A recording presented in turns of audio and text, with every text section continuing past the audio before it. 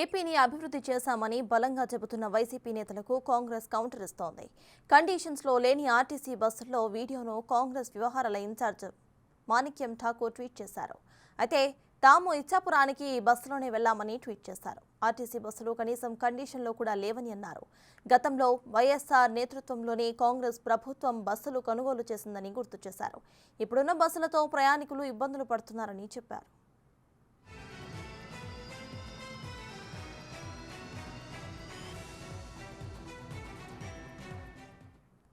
పలాస నుంచి ఇచ్చాపురం వరకు బస్సులో తిరిగి ప్రయాణికులతో మాట్లాడడం జరిగిన అభివృద్ధిపై అడిగి తెలుసుకున్నామని అన్నారు. అయితే రాష్ట్రంలో జరిగిన అభివృద్ధిపై వైవి సుబ్బారెడ్డి గారి సవాల్ని స్వీకరిస్తున్నామని చెప్పారు. మీరు చేసిన అభివృద్ధి చూపించండి, మీ అభివృద్ధి చూడటానికి నేను సిద్ధం, డేట్ టైం ఫిక్స్ చేయాలంటూ సవాలు విసిరారు.